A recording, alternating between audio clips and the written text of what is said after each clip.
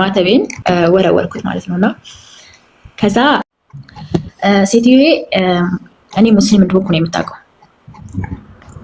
እኔ ሙስሊም እንደሆንኩ ነው የምታውቀውና ዛሬ ልጇ ነበር መስጊድ አልሄድም ብሎ መስጊድ ሄድን ነይ እንሂድ እሱ አልሄድም ብሏል። እሱ እዚህ ሳለ ደግሞ አንቺ እዚህ ልትኖሪ አትችይም እና ትሄጃለሽ ምናምን አለችኝ ማለት ነው። ከዛ እሺ አልኩኝ። እኔም ያው ግዴታ መሄድ ስለነበረብኝ ሄድኩኝ ማለት ነው። ከዛ ሲሄድ ምንድነው ያልኩት እነሱ ቁርአን እየቀሩ ወይም ደግሞ ሰላዋት እያደረጉ ሳለ እኔ ምንድነው ያልኩት ፈጣሪ ዛሬ እውነት ካለ አላህም ወይም ገብርኤል ብዬ አልልምና እውነት ካለ ትክክለኛውን ፍርድ ወይም ደግሞ ትክክለኛውን ሃይማኖት አገናኘኝ ብዬ ጸለይኩ ማለት ነው። እነሱ እንደዛ ሲሰግዱ ምናምን እኔ የራሴን ጸሎት እንጂ የነሱን አልሰማሁም። ገባህ አይደል? የራሴን ብቻ ፈጣሪ አንተ እውነት ካለ ወይም ደግሞ በቃ ትክክል ከሆንክ ትክክለኛውን ነገር አሳየኝና ወደ ትክክለኛው መንገድ ምራኝ አልኩኝ ማለት ነው። ከዛ ወደ ትክክለኛው መንገድ ጧት ልጆቹን አላቃቸውም ሰግጄ መጥቼ ምናምን በቃ አዳሬን የሆነ ልጅ ነበር ለምን ከሱ ጋር ትሄጂ ምናምን ሲለኝ አደረ ማለት ነውና ከዛ ከሱ ጋር ብትሄጂ እኮ ትክክለኛው መልስ ታገኛለሽ። ስለዚህ አንቺም የመወዛገብ እንትን አትኖሪም። ከዛም ደግሞ ያልተመለሰልሽንም ጥያቄ መመለስ ይኖርብሻል እንጂ ሁሌ ሳይመለስልሽ ቀርቶ ለምን ታዝኛለሽ? ለምን ደግሞ በሃይማኖትሽ እርግጠኛና አማኝ ሳትሆኚ ከምትኖሪ ለምን እንደዛ ታደርጊም ምናምን ሲለኝ ከዛ እሺ አልኩት። ልጆቹን አላቃቸውም። ከዛ ልጆቹን አላቃቸውም ጧት ገባሁኝና ገስት ላይ ሳናግራቸው ምናምን ከዛ ልትሳደቢ ነው ምናምን አሉኝ ማለት ነው። እኔ ለመሳደብ ብፈልግ እኔ ማንኛውንም ሃይማኖት አከብራለሁ፣ የራሴንም ሃይማኖት አከብራለሁ፣ የሰውንም ሃይማኖት አከብራለሁ። ገባህ አይደለ? እዚህ ጋር ዛሬ ኦርቶዶክስ እንደዚህ አይደለም ወይም ሙስሊም እንደዚህ አይደለም ብዬ የምናገር ሰው አይደለሁም። የወረድኩ ሰውም የዘቀጥኩ ሰውም አይደለሁም። ያ ማለት ደግሞ እዚህ ጋር ብቻ ፈጣሪ ዋናው ነገር የምነግርህ ነገር እስከዛሬ ስለምነው ፈጣሪን ስለምነው ሳማልደው አንድ የሚያገኘሁት ነገር አንድ የሚያገኘሁት መልስ አልነበረም። ዛሬ ግን እኔ አምኜበት ፈልጌው ባይሆንም ሄጄ ፈጣሪ አንተ ትክክለኛ ፈጣሪ ከሆንክ ትክክለኛ ፈጣሪ ትክክለኛ ፍርድ የምትሰጥ ከሆነ ዛሬ ወደ ትክክለኛው መንገድ ምራኝ አልኩት ማለት ነው። ገባ? እዚህ ጋር አንተን ስላገኘሁ ትክክለኛው መንገድ እንዳገኘሁ ነው የምቆጥረው። ያ ማለት አንተ ታስረዳኛለህ፣ ከዛ ደግሞ ሌሎቹንም ነገሮች እንዳቅ ታደርገኛለህ ብዬ ስለማስብ ይህን ሃይማኖት እንዴት በአንድ ቀን ምናምን ልትለኝ ትችላለህ። በአንድ ቀን መቀበል ይከብዳል። ገባህ አይደለ? ይህን ሃይማኖት በአንድ ቀን ለመቀበል ወይም ደግሞ በአንድ ቀን እንትን ለማለት ለምን እኔ ከቤተሰቦቼ ጋር ሁሉ የተጣላሁበት ነው። ያ ማለት ከዚህ ጋር ማተብ ስታወልቅ ምናምን ቤተሰብ ምናምን ይሰማል። ያ ማለት ደግሞ ለምን እንዴት ምናምን የሚል ነገር ይፈጠራል ነው። ከዛ እንዴት ምናምን ተብዬ ነበር ያኔ ማተቡን ሳወልቀው ምናምን። ለምን እኔ ከዛ ስመጣ ምንድነው ብዬ የመጣሁት ሙስሊም ነኝ ብዬ ነው የመጣሁት። ለምን እዚህ ጋር ሙስሊሞች ካልሆንኩ እዚህ ሀገር ላይ እንደሚያሰቃዩ ነው የማስበው ማለት ነው። በቃ እዚህ ሀገር ላይ ያን ያክል ምቾት አይኖረኝም ምናምን ብዬ ስለማስብ ማተቤን ከዛው በጥሼው ነው የመጣሁትና ከዛ ያው እዚህ ይዤው ነበር። ከዛ እዚህ ይዤው መጥቼ ምናምን በቃ ሴትዮዋ የሆነ ሰዓት ላይ ፈትሻ ክላሴን ብታገኙስ ምን ትለኛለች ምናምን የሚል እንትኔ ማተቤን ያው ፈልጌ ባይሆንም ወረወርኩት ማለት ነውና ከዛ ያንን ወረወርኩት። እንግዲህ ክርስቲያንም ካላችሁ ከታች በጣም ይቅርታ እና ያንን እንትን ወረወርኩትና ስወረውረው ምንድነው በቃ ፈልጌው አይደለም ያንን ሃይማኖት ወይም ደግሞ ያንን መስቀል ማወርወር ፈልጌው አይደለም። ለምን እኔ ማተቤን በጣም ነው የምወደው፣ በጣም እንትን እለዋለሁ። ግን ያው እስካሁን ድረስ ትክክለኛ ፍርድ አልተሰጠውም ነው። ገባህ አይደለ? ለምኜው ስለ ክርስትና በደንብ ልወቅ፣ በቃ ስለ ሃይማኖቴ በደንብ ማወቅ ፈልጋለሁ። ለምን እዚህ ጋር አንድ ክርስቲያን መስቀል ስላንጠለጠለ ብቻ ነጠላ ለብሶ ቤተክርስቲያን ስለሄደ ብቻ ክርስቲያን አይባልም። ሙስሊምም ደግሞ ኢጃባ አድርጋ ስለሄደች ብቻ ሙስሊም አትባልም። ስለ ሃይማኖቷ በደንብ ማወቅ አለባትና ከዛ ስለዛ ነገር ስለሆነ ብቻ ያንን ነገር ሳደርግ እስካሁን ድረስ ከማንም ክርስቲያን ጋር ወይም ደግሞ ከኦርቶዶክስ ጋር ኖር ያለው ግን ደግሞ ለዚህ ለጥያቄ እንዴት ነው አንቺ እንዴት ለምን እንደዚህ አትጂ ምናምን ብዙ ጓደኞች አሉኝ የሰንበት ተማሪዎች ምናምን። እኔ ግን ለምን እዛ አልሄድም? እዛ የሚሄዱ ልጆች ሁሉ ያስጠሉኝ ነበር። በቃ እነሱ ጓደኞቼ ከሆኑ እነዛ ልጆች ለመራቅ እንጂ ያን ያክል አልቀርባቸውም ነበር። እነማዘር ለምን አትሄጂም አንቺ ሁሌ እንደዚህ እንደሆንሽ እንደተንዘላዘልሽ ምናምን ገባህ አይደለ? ያንን ነበር ቤት ስም ያለኝ። በቃ እኔ ዘልዛላ ሆኜ ወይም ደግሞ በቃ ቤተክርስቲያን መሄድ እፈልጋለሁ፣ ግን በቃ እኔ ማስበው ሰይጣን እንዳገደኝ ነው። ገባህ አይደለ? እና በቃ እንደዛ አድርጌ ምናምን ስለማስብ አሁን ላይ በቃ የተመለሰልኝ ነገር ወደ ዋናው ነገር ስመጣለህ እስከዛሬ ሳመልክበት የነበረው ሃይማኖት ስለምነው ሳማልደው ያልተመለሰልኝ መልስ ወይም ወደ ትክክለኛው መንገድ ያልመራኝን ነገር ዛሬ ላይ ባላምንበትም በግዴታ ሄጄ ፈጣሪ አንተ ትክክለኛ ፈጣሪ ከሆንክ ፈረደኝ ማለት እዚህ ጋር ምን መሰለ፣ እኔ ስትሄድ ሴትዮዋ በጣም ነበር ያናደደች። ለምን ከሰው ሀገር መምጣቴ ምናምን እያልኩ ነበር የመጣሁትና ከዛ መስጊድ ሄድኩኝ። መስጊድ ሄጄ አዛን ሲል ራሱ ሴትዮዋን ነው ንቅ ያደረኳት። ለምን እኔ ከዚህ በቅርበት በሩቅ አዛን እሰማለሁ እንጂ ከቅርበት እዛው መስጊድ ሆኜ ሰምቼ አላውቅም አዛንና። ከዛ አዛን ሲል በቃ የሆነ ሴትዮዋ ንቅስ አድርጋት አንቺ ምንድነው አዛን ሰምተሽ አታውቂም እንዴ ምናምን ስትለኝ አይ እኔ መስጊድ ገብቼ ስለማላውቅ ለዛ ነው አልኳት። ለምን እሷ ስሜ ብሌን ነው የሚባለው እና ከዛ ብሌን ስምሽ ብሌን ነው፣ ከዛ ደግሞ ሶላት አሰግጅም፣ ለምን ሁሌም ለምን ሶላት አሰግጅም፣ ለምን እንደዚህ አትይም ትለኝ ነበር ሴትዮዋ። በጣም ጥሩ ሰው ነች እና ሶላት ብሰግጅ እኮ አሪፍ ነው፣ እኔ ራሱ በትርፍ ጊዜ ቁርአን አስቀራሻለሁ እና ለኔም አጅር አለው ላንቺም ደግሞ ምናምን ትለኛለች። እና ከዛ በቃ እሷንም ከንትን አልቆጥራትም። ግን በዛሬ ባየሁት ነገር ወይም ደግሞ በዛሬ ፈጣሪ ሰምቶ ከንተ ጋር ባገናኘኝ ነገር የእውነት ከምነግርህ በላይ ከማስበው በላይ እስከዛሬ ከጠየቅኩት ጥያቄ በላይ ዛሬ ላይ በቃ ብዙ ጥያቄ ፈጥሮብኛል። ለምን ጥያቄ ፈጠረብኝ? አንደኛ በቃ እኔ አላህ አንደኛ እዚህ ጋር ኦርቶዶክሶችን በእንጨት ያመልካሉ ምናምን እንደሚባለው በድንጋይ ያመልካሉ፣ ሙስሊሞች በድንጋይ ነው የሚያመልኩት ይላሉና ከዛ ስለዛ ነገር ስለሆነ በቃ ያንን ነገር ይዘህ ነው የምታድግና ብቻ ብዙ ከባድ ነገር አለው። ግን ብቻ እኔ ምን እንደምላ አላውቅም፣ ቃላት ነው የሚያጥረኝ። ዛሬ ላይ እንደዚህ ሆንኪም ብዬ ሌላ ነገር ማምጣት አልፈልግም። ግን ብቻ በውስጥ እናወራለን እና እንደዛ ስለሆነ እስልምና ሃይማኖትን ለመቀበል የእውነት አንዴም ሁለቴም ሳይሆን በቃ በጣም ከምነግር በላይ ዝግጁ ነኝ።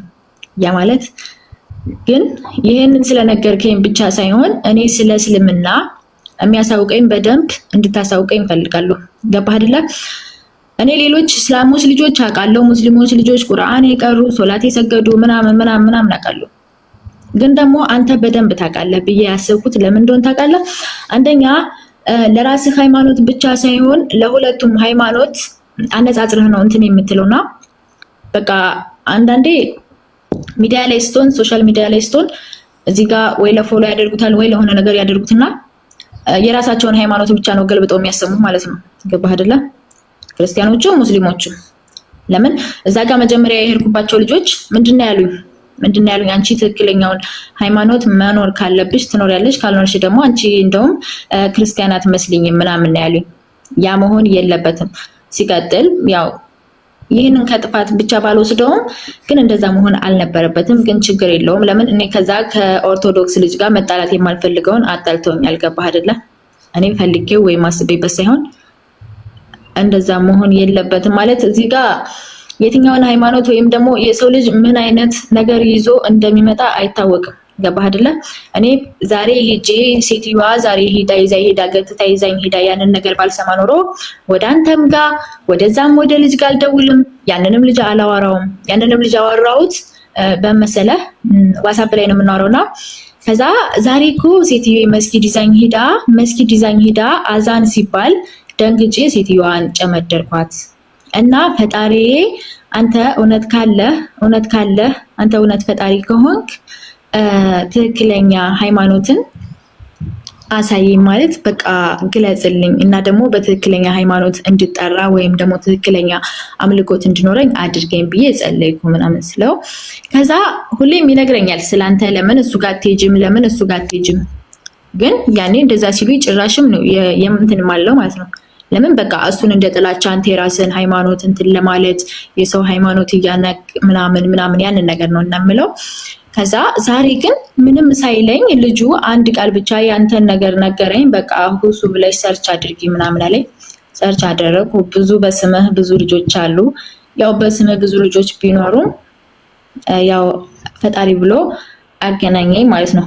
ለምን እኔ ሁሱ ብዬ ከ10 ምናምን ልጅ በላይ ነው ፎሎ ያደረኩት። በቃ ያንተ እየመሰለኝ ለምን አንድ አይነት ቪዲዮ ስለሆነ የምትለቁት ያን ያክል አይለይምና ከዛ ሁሉንም እንደዛ አድርጌ ምናምን አደረኩኝ። ከዛ መጨረሻ ላይ እነዛ ልጆች ጋር ገባሁ። እነዛ ልጆች ጋር ስገባ ያጸብም ቢኖርም አንተን እንዳገኝ እረዳኝ ማለት ነው።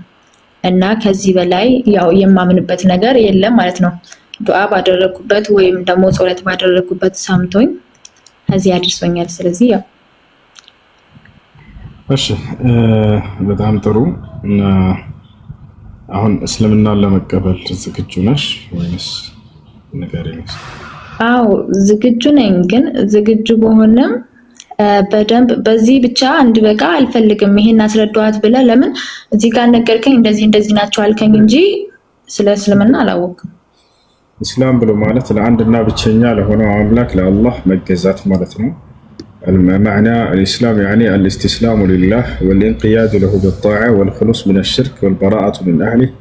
هذا هو الإسلام. إسلام بلو مالت ترجمه راسن لعنده أملاك فقادن ماسكزات يعني رسم ببتشي جنة مكزات مالتهم برسولايك أنت تنسانا قارة نبياتو تشهرنا هززت برسولايك أنت تنسانا قارة بترسم ببتشي جنة إياما لك المنور. هذا هو الإسلام.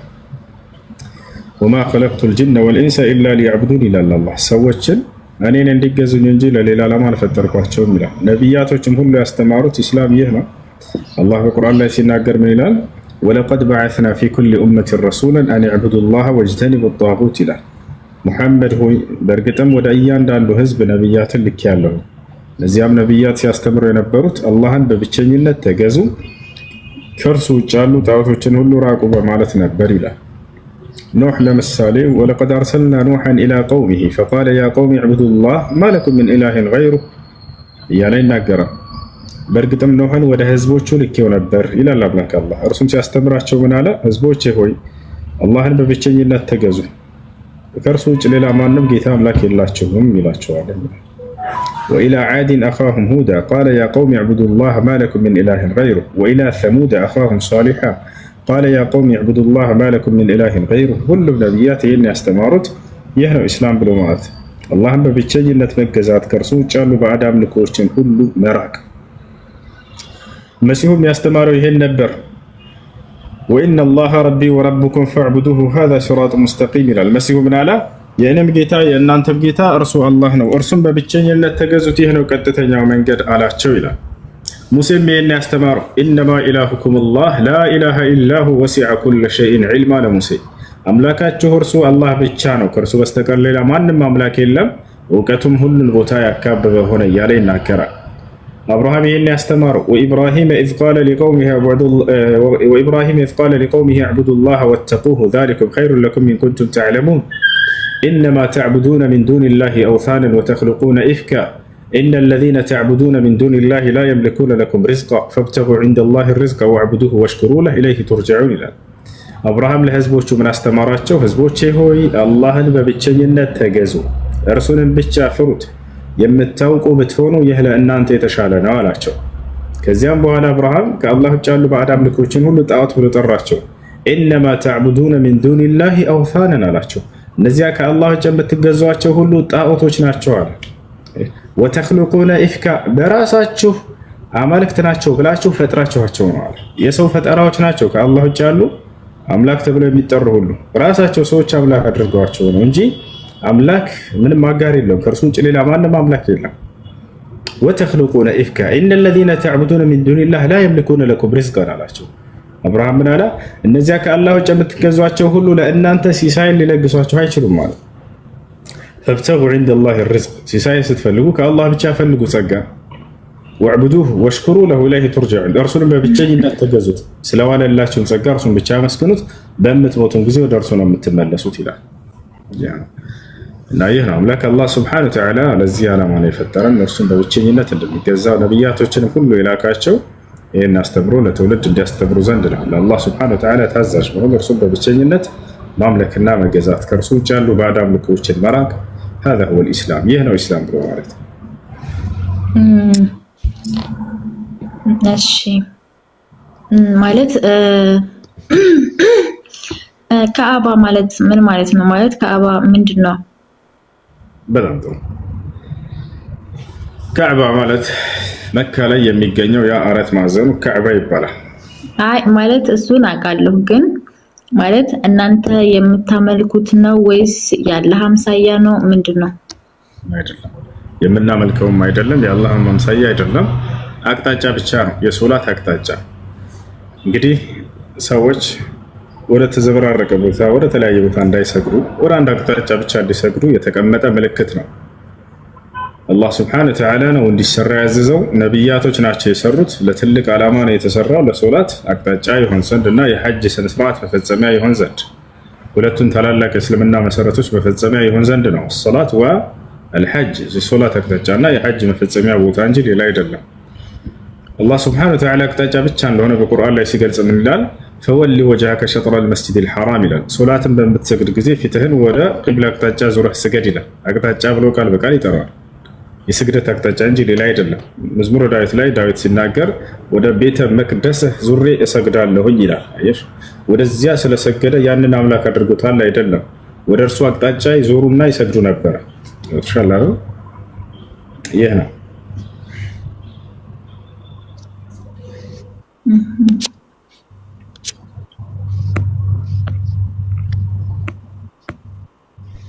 እሺ፣ ሌላ ጥያቄ አለሽ? ሌላ ምን ልጠይቅ? እሺ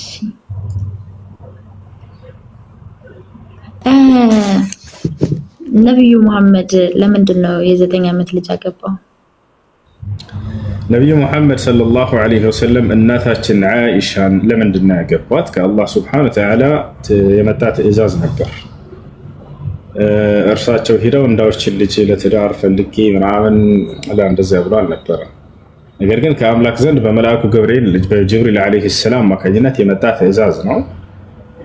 መልአኩ ጅብሪል ዐለይሂ ሰላም ወደ ነቢያችን ሰለላሁ ዐለይሂ ወሰለም በህልማቸው ተገለጠላቸውና ያኔ በጨርቅ ይዟል። በዚያ ላይ የእናታችን አይሻን ምስል ይዟል። ገለጠላቸውና ፈቃለ ለሁ ያ ሙሐመድ ሀዚህ ዘውጀቱከ ፊ ዱንያ ወልአኺራ፣ ሙሐመድ ሆይ ይህች ሴት ለአንተ ሚስት እንድትሆን ተወስናለች በዱንያም በአኺራም ተብሎ ታዘዙ። ነቢያችን ሰለላሁ ዐለይሂ ወሰለም ከህልማቸው እንደተነሱ የነቢያቶች ህልም ራእይ ነው፣ ከአምላክ ዘንድ የሚመጣ ግልጠተ መለኮት እንጂ ሰይጣን በህልማቸው አይገለጥም፣ በእነርሱ አይመጣም። ከዛ ነቢያችን ሰለላሁ ዐለይሂ ወሰለም በቃ አምላክ አዞኛልና ነይ ብለው አስገድደው አልወሰዷትም። እንዳውም በሌላ ጊዜ መልአኩ ጅብሪል ዐለይሂ ሰላም አሁን ይሄን ህልም ደገመው ለሁለተኛ ጊዜ። ሙሐመድ ሆይ ይህች ሴት የአንተ ሚስት እንድትሆን ተወስናለች አላቸው። ከዚህ በኋላ ነው ነቢያችን ሰለላሁ ዐለይሂ ወሰለም ሄደው የትዳር ጥያቄ ያቀረቡላት። እንግዲህ የትዳር ጥያቄ ቢቀረብላት ህፃን ልጅ እንዳልሆነች ትረዳላችሁ። ራሷን ስለ ተክለ ሰውነቷ ተናግራለች። አቡ ዳውድ ላይ በተዘገበ ሶሒህ በሆነ ሐዲስ እናታችን አይሻ ራሷ ስለ ተክለ ሰውነቷ ተናግራለች። እናቴ አለች ራሷ ስትናገር ከማግባቴ በፊት ሰውነትን የሚያፋፋ የሚያወፍር የሚያሰባ ምግብን ቀመማ ትመግበኝ ነበር፣ ይሄም ተሳካላት ለእናቴ፣ እኔም ሰባህ ወፈርኩኝ አለች። አንዲት ወጣት ሴት የምትደርስበት ተክለ ሰውነትም ላይ ደርሻለሁኝ አለች። ቃል በቃል ራሱ ቋጨችው። በቃ አለቀ። ሴት ልጅ በቃ የተክለ ሰውነቷ ከደረሰና ብቁ ከሆነች ብታገባ ችግሩ ምንድን ነው? ምንም ችግር የለም ማለት የ9 ዓመት ልጅ ነች፣ ህፃን ነች። አመት አይደለም እንዴት 9 ዓመት ልጅ ጋር እንዴት ህፃን አይደለችም። ራሷ ከተናገረችው በላይ እኛ እናውቅም። ራሷ ስትናገር ወጣት ነኝ ብላ ተናግራለች። አንዲት ወጣት ሴት የምትደርስበት ተክለ ሰውነት ላይ ደርሳለች። አሁን እዚህ ጋር እየጠየቀን ያለ ነው ስለ ዛሬ 9 ዓመት ሴት ሳይሆን የዛሬ 1446 ዓመት በፊት ስለነበረች ሴት ነው። ምን አለ መሰለሽ በእስልምና አስተምሮ አለ። እሱ ምንድነው? የሰው ልጅ ሲፈጠር ጊዜ አሁን እንዳለችው ቁመት አይደለም። አዳም ልክ እንደኛ ይመስልሻል? ቁመቱ አይደለም። አዳምን ነቢያችን ሰለላሁ ዐለይሂ ወሰለም ሲገልጹት خلق الله آدم 60 ذراعا አሉ። አላህ አዳምን 60 ክንድ አድርጎ ነው የፈጠረው አሉ። 30 ሜትር ማለት ነው። ከዚያም ሰዎች ወንጀል በሰሩ ቁጥር ተክለ ሰውነታቸው እየደቀቀች እያነሰች ሄዳ መታለች እዚህ ድረስ። ስለዚህ የአዳም ጊዜ የነበረው ሰውና የአሁኑ ሰው አይገናኙም ጭራሽ። የ30 ሜትር የሚሆን ሰው ዛሬ ቢመጣ ሚስት ያገኛል? ምድር ላይ አያገኝም። የአንድ 2 ሜትር ማትሞላ ሴት ለእርሱ ብቁ ልትሆን አትችልም በፍጹም። ይተሻል። በአዳም ጊዜ የነበረው ከኖህ ጊዜ ከነበረው ይበልጣል። የኖህ ጊዜው ደግሞ ከአብርሃም ጊዜ ከነበረው ይበልጣል። ከአብርሃም ከነበረ በሙሴ ጊዜ ያለው ከአብርሃም ያለ ይበልጣል። ልክ እንዲህ ሰውነታቸው እየደቀቀች መጣች። የዛሬ 1446 ዓመት ዘመን የነበረች ሴት እና የዛሬዋ ሴት እኩል አይደለችም። ይሄን የምንለው ከኛ ከራሳችን ግምት ሳይሆን ራሷ የተናገረችውን እየነገርኳቸው ነው። ሐዲስ ላይ ወጣት እንደነበረች ደርሳለች፣ እሷ ተናግራለች። የወር አበባ የምታይበት እድሜ ላይ እንደሆነችም ገልጻለች። ትርሚዚ ላይ በተዘገበ ሐዲስ ራሷ ምን አለች? ኢዛ በለገት ልብንት 9 ሲኒን ፈሂየ እምረአ አለች።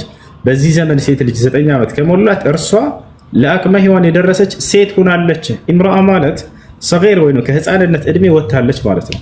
ገብቷችኋል አይደለ? ራሷ ህፃን እንዳልሆነች ቃል በቃል ተናግራለች። እምረአ ደርሳለች፣ ለአቅመ ሔዋን የደረሰች ሴት ማለት ነው። እምረአ ማለት ሴት። አላህ ሱብሓነሁ ወተዓላ ሚስት ለማለት ሲገልጽ ጊዜ እምረአ እያለ ነው የሚጠቀመው፣ ሴቶች እያለ ይገልጻቸዋል። ከህፃንነት ዓለም የወጡን ማለት ነው። እና ይህን ራሷ ተናግራለች። ሌላው እናታችን አይሻ ረዲየላሁ ዐንሃ ከዛሬዋ 9 ዓመት ሴት ጋር ለማወዳደር የፈለገ ሰው ማንነቷን ያንብብና ያወዳደር፣ ችግር የለውም። እናታችን አይሻ ከማንነቷ መካከል አንድ ልስጣቸውና አወዳድሩልኝ። ከዛሬዋ ዘመን ሴት 2020 ምናምን ሐዲሶችን በጭንቅላቷ ሸምድዳ ለትውልድ ቁጭ ብላ የምታስተምር ሴት ነበረች። እስኪ ቀርጿት እናንተ። የዛሬዋ 9 ዓመት ይሄን ማድረግ ትችላለች? አረ በፍጹም አታደርግም። ምናልባት ዕቃ ስትጫወት ህፃን ልጅ ልናገኝ እንችላለን። ገብቷችኋል አይደለም? እናታችን አይሻ ግን 2000 ምናምን ሐዲስ ምን አይነት ሴት ነች?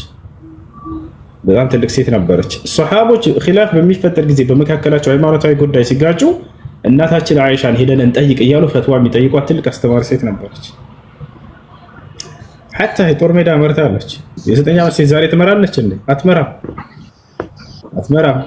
ገብቷችኋል? የጦር ሜዳ መርታለች እያልኳቸው ነው፣ ወታ ማለት ነው እንደዚህ።